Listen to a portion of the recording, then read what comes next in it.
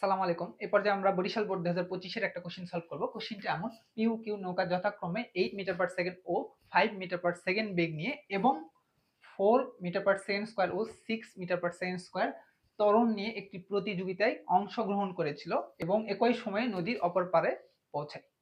গ নাম্বার যে কোশ্চেনটা বের করতে বলছে সেটা হচ্ছে, যাত্রা শুরুর 4 সেকেন্ড পর নৌকা দুইটির মধ্যবর্তী দূরত্ব নির্ণয় করো। যাত্রা শুরুর 4 সেকেন্ড পর নৌকা দুটার মধ্যবর্তী দূরত্ব অর্থাৎ তাদের ডিস্টেন্সের ডিফারেন্স নির্ণয় করতে বলছে। তো প্রথমে আমরা কি করব, প্রথমে আমরা পি নৌকার ক্ষেত্রে যাত্রা শুরুর 4 সেকেন্ড পরে কতটুকু দূরত্ব অতিক্রম করছে ওটা নির্ণয় করব। তারপরে আমরা কিউ নৌকার ক্ষেত্রে যাত্রা শুরুর 4 সেকেন্ড পরে কতটুকু দূরত্ব অতিবাহিত করছে সেটা নির্ণয় করব। তারপর ওই দুটার মধ্যে আমরা ডিফারেন্স বের করব। উদ্দীপকে কি দেওয়া আছে আমরা আরেকবার পড়ে নিই।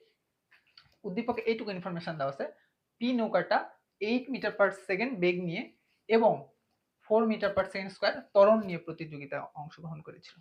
আমরা চিত্র অনুযায়ী প্রথমে যে নৌকাটা দেওয়া আছে এটার ক্ষেত্রে আমরা পি নৌকা বিবেচনা করলাম।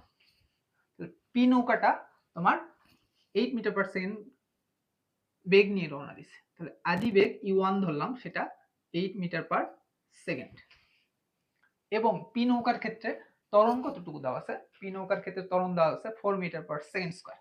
তাহলে পি নৌকার ত্বরণকে আমরা a1 দ্বারা ডিফাইন করলাম, সেটাকে আমরা 4 মিটার পার সেকেন্ড স্কয়ার হিসেবে বিবেচনা করলাম। তারপর যাত্রা শুরুর 4 সেকেন্ড পর পি নৌকাটা ধরে নিলাম এই পর্যায়ে এসে পৌঁছাইছে। তাহলে যাত্রা শুরুর 4 সেকেন্ড পর তার অতিক্রান্ত দূরত্ব s1 ধরলাম, s1 আমাদের মেজারমেন্ট করতে বলছে। তাহলে দেখো এখান থেকে আমরা এটুকু লিখতে পারি, পি নৌকার ক্ষেত্রে ইনফরমেশন এরকম দেওয়া আছে, তোমার আদি বেগ u1 equal to 8 metre per second, ত্বরণ a1 equal to 4 metre per second square. আমাদের অতিক্রান্ত দূরত্ব s1 মেজারমেন্ট করতে হবে, বুঝছো? এবং সেটা 4 সেকেন্ড পর, t ইকুয়াল টু 4 সেকেন্ড। দেখো পি নৌকার ক্ষেত্রে আমার ত্বরণ নিয়ে যাত্রা করছে, সুষম ত্বরণের ক্ষেত্রে s1 equal to ut plus half of a t square, এই ফর্মুলা ইউজ করব। আদিবেগ কতটুকু দেওয়া আছে 4 লিখে ফেললাম, সময় দেওয়া আছে 4 প্লাস হাফ ইনটু a, ত্বরণ কতটুকু তোমার a1 যেটা 4 দেওয়া আছে এবং সময়ের ভ্যালু 4, এটা ক্যালকুলেট করলে আমাদের আসতেছে 64 মিটার। অর্থাৎ পি নৌকাটা 4 সেকেন্ড পর 64 মিটার দূরত্ব অতিক্রম করে। এরপরে আমাদের কিউ নৌকার ক্ষেত্রে 4 সেকেন্ড পর অতিক্রান্ত দূরত্ব নির্ণয় করতে হবে। দেখো কিউ নৌকার ক্ষেত্রে কি কি ইনফরমেশন দেওয়া আছে, ধরে নিলাম এটা কিউ নৌকা। কিউ নৌকাটা 4 সেকেন্ড পর s2 দূরত্ব অতিক্রম করবে আমরা ধরে নিলাম। আমাদের s2 অর্থাৎ অতিক্রান্ত দূরত্ব নির্ণয় করতে হবে। তো কিউ নৌকার ক্ষেত্রে বলছে কিউ নৌকাটা 5 মিটার পার সেকেন্ড আদি বেগ নিয়ে যাত্রা শুরু করছে। কিউ নৌকার ক্ষেত্রে আদি বেগ কতটুকু আসতেছে, u2 equal to 5 metre per second. এরপর কিউ নৌকাটা 6 মিটার পার সেকেন্ড স্কয়ার ত্বরণ নিয়ে যাত্রা করছে। তাহলে ত্বরণকে a2 দ্বারা ডিফাইন করলাম, সেটার ভ্যালু দেওয়া আছে 6 মিটার পার সেকেন্ড স্কয়ার এবং 4 সেকেন্ড পর সে s2 পরিমাণ দূরত্ব অতিক্রম করছে। আমাদের s2 ভ্যালু বের করতে হবে। এখান থেকে দেখো কিউ নৌকার ক্ষেত্রে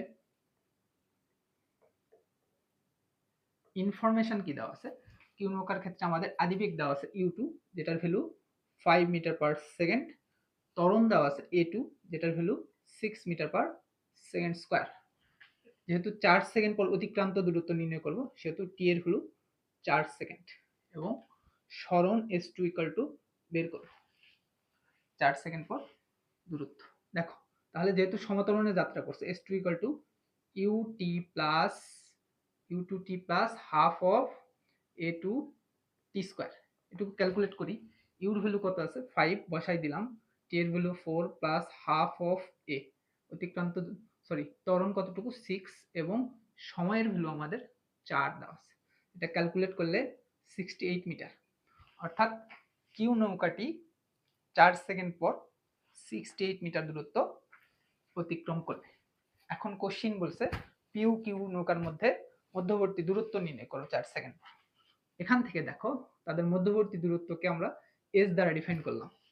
তাহলে দেখো এখানে s2 মাইনাস S1 দূরত্ব অতিক্রম করছে, তাদের মধ্যবর্তী দূরত্ব S2 মাইনাস S1। S2 এর ভ্যালু কতটুকু দেওয়া আছে 68 মাইনাস S1 কতটুকু দেওয়া আছে 64, এটা ক্যালকুলেট করলে 4 মিটার, তাদের মধ্যবর্তী দূরত্ব 4 মিটার।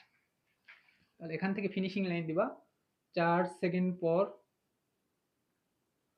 তাদের মধ্যবর্তী দূরত্ব 4 মিটার, এটাই আমাদের অ্যান্সার হিসেবে বিবেচনা হবে।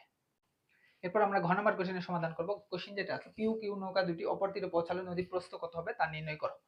তো আমরা ধরলাম তোমার পিউ কিউ নৌকা দুইটা অপর তীরে এসে এই পর্যায়ে পৌঁছায় এবং তারা ডি পরিমাণ দূরত্ব অতিক্রম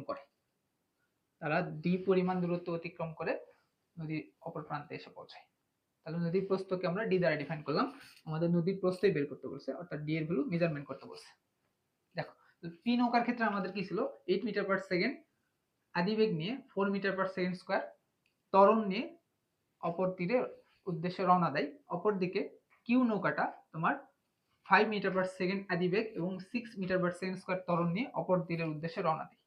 তাহলে আমাদের এখান থেকে নদীর প্রস্থ বের করার আগে আমরা যেহেতু একই সময় পর অপর তীরে পৌঁছাই, তাহলে আমরা ধরে নিব টি সময় পর নৌকা দুটা অপর তীরে গিয়ে পৌঁছায়।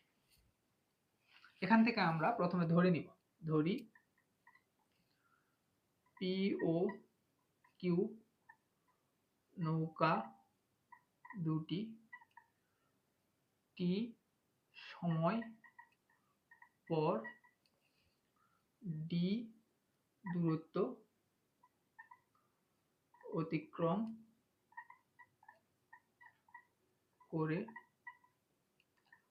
অপর তীরে পৌঁছায়। দেখো পি নৌকার ক্ষেত্রে আমরা একটা ইকুয়েশন বিল আপ করবো, কিউ নৌকার ক্ষেত্রে আরেকটা ইকুয়েশন বিল আপ করবো, তারপর ওই দুইটা সলভ করে আমরা টি এর ভ্যালু বের করব, প্রয়োজনীয় সময়ের ভ্যালু বের করব। দেখো পি নৌকার ক্ষেত্রে একটা ইকুয়েশন বিল আপ করি। পি নৌকার ক্ষেত্রে আমাদের কি লেখা যাবে, পি নৌকার ক্ষেত্রে S equal to U1T plus half of A1 T square লেখা যাবে, যেহেতু সমতরণে যাত্রা করছে। এটাকে আমরা 1 নাম্বার ইকুয়েশন হিসেবে বিবেচনা করব। তাহলে দেখো আমরা যেহেতু ডি পরিমাণ দূরত্ব অতিক্রম করছি, তাহলে এখানে এস এর পরিবর্তে অতিক্রান্ত দূরত্বকে ডি দ্বারা ডিফাইন করব। কেন? কারণ আমরা প্রস্থ বরাবর দূরত্ব অতিক্রম করে অপর প্রান্তে পৌঁছাইছি। এরপর কিউ নৌকার ক্ষেত্রে আরেকটা ইকুয়েশন বিল আপ করব। তাহলে কিউ নৌকার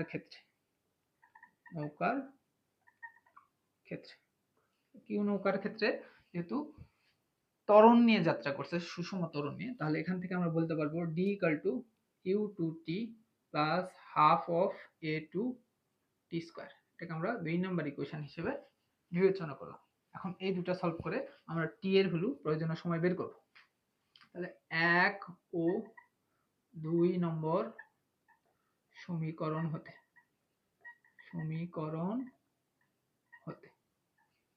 একটু খেয়াল করে দেখো, এদিকে 1 আর 2 নম্বর সমীকরণের লেফট সাইডের ভ্যালু সেম, অর্থাৎ অতিক্রান্ত দূরত্বের ভ্যালু সেম। যেহেতু লেফট সাইডের ভ্যালু সেম, তাহলে আমরা রাইট সাইডটাকেও সমান বলতে পারবো, অর্থাৎ এদিকে রাইট সাইড ভ্যালু সমান হবে দুইটা ইকুয়েশনে। এখান থেকে আমরা লিখতে পারবো তোমার U1T plus half of A1 T square দ্বিতীয় ইকুয়েশনে রাইট সাইডের সমান হবে U2T plus half of A2 T square.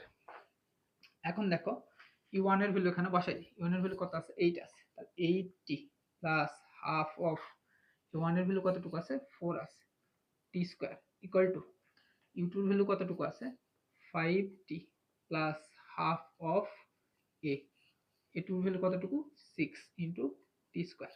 এখানে দেখো এখান থেকে যদি আমরা টি গুলোকে এক পাশে নিয়ে আসি এবং টি স্কয়ার গুলোকে আরেক পাশে নিয়ে যাই, দেখো এখান থেকে 8T এখানে আছে, আমরা 5T কে এই পাশে নিয়ে আসবো, 5T পর আসলে মাইনাস হয়ে যাবে। এখানে কি আছে আমাদের হাফ, এটা ক্যালকুলেট করলে আমাদের আসে 3, এখানে ক্যালকুলেট করে আসলে 2, এখান থেকে 3T স্কয়ার থেকে যাচ্ছে, আর এই 2T স্কয়ার এপার আসলে মাইনাস 2T স্কয়ার হয়ে যাচ্ছে। এখান থেকে দেখো ক্যালকুলেট করলে আমাদের 3t স্কোয়ার করে 2t স্কোয়ার চলে গেলে t স্কোয়ার থাকে। এইদিকে 8t থেকে 5t চলে গেলে আমাদের 3t থাকে। এখান থেকে দেখো এদিক থেকে উভয় পক্ষকে আমরা টি দ্বারা ভাগ করে দিচ্ছি। ক্যালকুলেট করলে এটাকে টি দ্বারা ভাগ করলে তোমার টি কেটে যাবে, শুধু 3 থাকে। এটাকে টি দ্বারা ভাগ করলে টি থাকে। এখান থেকে টি ইকুয়াল টু কত লেখা যাবে? 3 লেখা যাবে। আমরা একটু ক্যালকুলেশনের সুবিধার্থে টি ইকুয়াল টু 3 একবারে লিখে দিচ্ছি। তাহলে পিউ কিউ নৌকা টি ইকুয়াল টু 3 সেকেন্ড পর অপর প্রান্তে গিয়ে পৌঁছায়। আমাদের বের করতে বলছে নদীর প্রস্থ কত সেটা নির্ণয় করতে বলছে। এখন টি এর ভ্যালু 3, যে কোনো একটা সমীকরণে বসাই দিলে নদীর প্রস্থ ডি বের হয়ে যাবে। তো আমরা এখান থেকে টি ইকুয়াল টু 3 এক নম্বর সমীকরণে বসাই দিই। এখান থেকে টি ইকুয়াল টু 3 সমীকরণ একে বসিয়ে পাই। এক নম্বর সমীকরণ বসাই ডি ইকুয়াল টু ইউ1। ইউ1 এর ভ্যালু কতটুকু আছে? 8 আছে, ইন্টু টি এর ভ্যালু কতটুকু বের করছি? 3 plus half of a1। a1 এর ভ্যালু কত আছে? 4 আছে, ইন্টু টি এর ভ্যালু কতটুকু আছে? 3। 3 এর উপর কি আছে? স্কয়ার আছে। ক্যালকুলেট করি। ক্যালকুলেট করলে আমাদের কতটুকু আসতেছে? 3 আসতে 24 প্লাস চলে যাচ্ছে 3 তিরিকে 9, 9 দুগুণ 18। এটা ক্যালকুলেট করলে আমাদের আসে 42 মিটার। নদীর প্রস্থ কত? 42 মিটার। পিউ কিউ নৌকা দুটি অপর তীরে পৌঁছালে নদীর প্রস্থ 42 মিটার হবে। অতএব নদীর প্রস্থ 42 মিটার, এই আমাদের অ্যান্সার হিসেবে বিবেচনা হবে। এভাবে আমাদের কোশ্চেনটার সলিউশন করতে হবে।